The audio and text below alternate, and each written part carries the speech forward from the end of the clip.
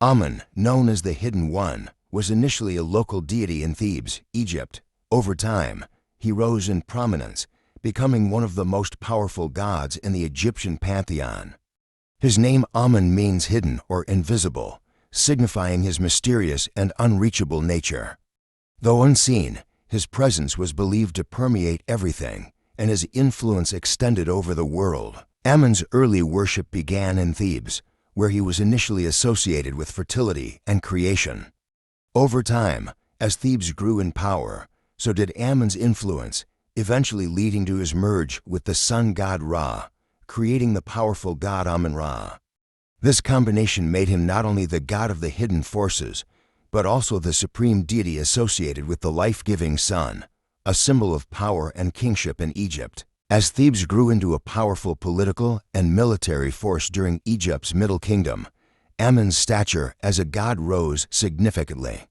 His cult began to flourish, and pharaohs started to revere Amun as their protector. By the New Kingdom, he had become Egypt's state god, receiving offerings and devotion from both royalty and commoners alike. Pharaohs dedicated magnificent temples to Amun, the largest being the Karnak Temple in Thebes. The priests of Amun gained enormous power and influence, sometimes rivaling the pharaohs themselves. Amun's connection to the pharaohs reinforced his image as the god of kingship and power, as he was often credited with bestowing divine right upon Egypt's rulers. Amun was central to Egypt's creation myths. He was considered the prime mover, the hidden force behind the creation of the universe. According to legend, Amun existed before all things, emerging from the primordial waters of Nun to create the world.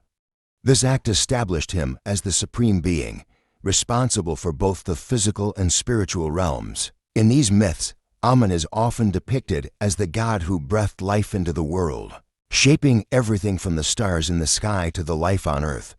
He was not only the creator, but also the sustainer of the universe, ensuring the continued balance between chaos and order. When Amun merged with Ra, the sun god, he became Amun-Ra, a deity with both hidden and visible aspects.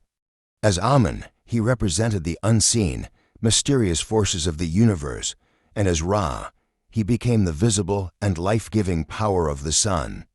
This duality made him one of the most important gods in Egypt, embodying both the spiritual and physical realms. Amun-Ra was revered not only for his connection to the creation of the universe, but also for his role in sustaining life through the sun. Each day, it was believed that Amun-Ra traveled across the sky in his solar bark, bringing light and warmth to the world. At night, he journeyed through the underworld, battling forces of chaos to ensure the sun's rebirth each morning. Amun's role in Egyptian kingship was central to the legitimacy of the pharaoh's reign. Pharaohs were considered the sons of Amun, with their authority to rule granted by the god himself. This divine connection made Amun the ultimate kingmaker, and pharaohs often went to great lengths to honor and please him. Pharaohs would make lavish offerings at Amun's temples, commissioning grand statues and monuments in his name. They believed that as long as Amun was pleased, Egypt would prosper and be victorious in battle. Many successful military campaigns were dedicated to Amun, with victorious pharaohs crediting him for their success on the battlefield. Karnak Temple, dedicated to Amun, became one of the most important religious sites in ancient Egypt. Over the centuries, it grew into a vast complex, covering more than 100 hectares and featuring massive columns, obelisks, and statues. The temple was a central place of worship, where priests and pharaohs alike performed rituals to honor Amun and ensure the continued prosperity of Egypt. Karnak was not only a religious center, but also a symbol of Amun's power and the wealth of the Egyptian state. Pilgrims from across Egypt would come to Karnak to offer their prayers and gifts to Amun, seeking his favor and blessings. The temple also served as a place where political and military leaders could affirm their loyalty to Amun, reinforcing his status as the god of kingship and power. One of the most important festivals in ancient Egypt was the Opet festival, dedicated to Amun. This grand celebration was held annually in Thebes, where the statue of Amun, along with those of his consort Mut and their son Khonsu, would be paraded from Karnak to the Luxor temple. The festival symbolized the rejuvenation of the pharaoh's power and the god's continued favor over Egypt. During the festival, the statue of Amun would be placed on a ceremonial bark, which was carried through the city in a grand procession. Citizens lined the streets to witness the sacred event, offering prayers and gifts. This celebration reinforced the bond between Amun, the pharaoh, and the people, ensuring prosperity and protection for the coming year. Amun's influence was not confined to Egypt. As Egyptian power expanded during the New Kingdom, Amun became known in other lands as well. He was revered in Nubia, where temples were built in his honor, and his worship spread to the farthest reaches of the empire. Foreign rulers and leaders even began to recognize the power of Amun, offering tributes to ensure his favor. In particular, the temple at Jebel Barkal in Nubia was one of the most significant sites of Amun worship outside of Egypt. Amun was seen as a god of kingship, extending his protection to foreign rulers who sought his blessing.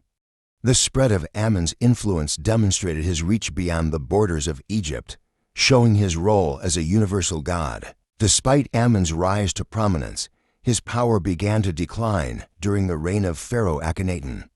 Akhenaten, seeking to promote the worship of a single god, the Aten the sun disk, drastically reduced the influence of Amun and closed many of his temples. This religious revolution created turmoil in Egypt, as Amun's priests held significant political and economic power. For a brief period, Amun's worship was suppressed, and the temples fell into disrepair. However, after Akhenaten's death, his religious reforms were quickly reversed. Amun's temples were restored, and his cult regained its former glory. This period of decline and revival showcased the enduring importance of Amun in Egyptian society and the challenges of shifting religious power. After Akhenaten's death, Egypt's traditional religious practices were restored, and Amun once again became the supreme deity. Pharaohs such as Tutankhamun and Ramses II worked diligently to rebuild the temples of Amun and renew his worship. Amun's power was so deeply entrenched in the religious and political structures of Egypt that his resurgence was inevitable. Tutankhamun, who reversed his father's religious reforms, famously restored Amun's temples, commissioning new statues and monuments in his honor. This restoration of Amun's worship symbolized a return to order after the chaos of Akhenaten's reign. It reaffirmed the connection between Amun and the pharaoh, ensuring that Egypt's prosperity and divine protection would continue. Amun's hidden nature gave rise to a mystical aspect of his worship. He was not only the visible god of kingship, but also the unseen force that pervaded all things. His worship involved secret rites and ceremonies, some of which were only known to the highest-ranking priests. These mysteries added to Amun's allure, making him a god of both the known and the unknown. The priests of Amun were believed to possess special knowledge and powers due to their closeness to the god. They conducted elaborate rituals in the temple's inner sanctum, areas off-limits to the general public. These rituals were seen as vital to maintaining the cosmic order, keeping chaos at bay and ensuring the continuation of life and creation. As Amun's cult grew in power, so did the influence of his priests. By the time of the New Kingdom, the priesthood of Amun had become one of the most powerful institutions in Egypt, controlling vast amounts of wealth and land. At times, the priests of Amun wielded more power than the pharaoh himself, leading to political struggles. Pharaohs who felt threatened by the growing power of the priesthood sought to limit their influence, but with little success. The priests, backed by their religious authority and the support of the people, remained a powerful force. The struggle for power between the pharaoh and the priests of Amun marked a significant chapter in Egyptian history. Amun was not only the god of kingship, but also the protector of Egypt. In times of war, pharaohs often called upon Amun to grant them victory. Before battles, offerings and prayers were made to Amun, seeking his divine intervention on the battlefield. His protection was seen as essential to Egypt's survival. During the reign of Ramses II, Amun's role as a protector was particularly emphasized. Ramses credited Amun with his victories, especially during the famous Battle of Kadesh. It was believed that Amun fought alongside Ramses, ensuring that Egypt triumphed over its enemies. This belief further solidified Amun's reputation as the ultimate protector of Egypt. Amun was known as the Hidden One, a god whose true form could not be seen by mortals. This mysterious nature made him unique among the Egyptian gods, whose forms were typically well-defined. His name itself means hidden, and he was often associated with the unseen aspects of creation, the winds, the air, and the forces that give life but cannot be seen. Amun was believed to be the force behind the creation of the universe, the god who brought everything into existence. His hidden nature represented the unknowable aspects of the cosmos, those things beyond human comprehension. In many ways, Amun transcended the typical image of a deity, embodying both the seen and the unseen, the creator of all things. Amun's close connection to the Pharaoh was one of the most important aspects of his worship. As the god of kingship, Amun was believed to bestow the divine right to rule upon the Pharaoh. The Pharaoh, in turn, was seen as Amun's earthly representative, ruling Egypt with the god's favor and blessing. During coronation ceremonies, Amun's priests would play a central role in legitimizing the new Pharaoh. The Pharaoh would be presented as the son of Amun, chosen by the god to lead Egypt. This divine endorsement was essential to maintaining the Pharaoh's authority and ensuring that his rule was seen as legitimate by the people. Though Amun was primarily a god of creation and kingship, he also had an important role in the afterlife. Just as he granted life to the living, Amun was believed to protect the souls of the dead on their journey through the afterlife. His hidden nature made him a guide through the unknown realms of death. The dead would offer prayers to Amun, asking for his protection as they faced the trials of the afterlife. His temples often contained chapels dedicated to funerary rites, where offerings were made to ensure the safe passage of the soul. Amun's role in both life and death made him one of the most all-encompassing gods in the Egyptian pantheon. Amun's influence extended beyond the temples and royal ceremonies. He was a god who was deeply connected to the lives of ordinary Egyptians. People prayed to Amun for protection, prosperity, and health. His temples were not just places of worship for the elite, but were open to all, offering a space where anyone could seek the god's favor. Pilgrims would travel to Amun's temples, leaving offerings of food, flowers, and small statues in the hopes of receiving blessings. The oracles of Amun, through which the god was believed to communicate his will, were highly sought after for guidance in both personal and political matters. This widespread devotion helped cement Amun's place as the most important god in Egypt. Amun was not worshipped alone. He was part of the Theban triad, a group of 3 deities that included his consort, Mut, and their son, Khonsu, the god of the moon. Together, these 3 gods represented the divine family that protected Egypt, with Amun as the father, Mut as the mother, and Khonsu as the child. The temples of Karnak and Luxor were dedicated to these 3 gods, and they were often worshipped together. Mut, as the mother goddess, was seen as a protector of the pharaoh and the nation, while Khonsu's association with the moon made him a god of healing and time. This family of gods reflected the importance of unity and balance in Egyptian cosmology. The priests of Amun wielded incredible political power, rivaling even the pharaohs.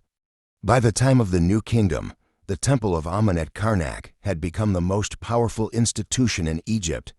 The high priests controlled vast wealth, land, and influence, and they played a key role in the governance of the country. This immense power led to tensions between the royal family and the priesthood. In some cases, the high priest of Amun held more authority than the pharaoh himself, making decisions that affected the entire nation.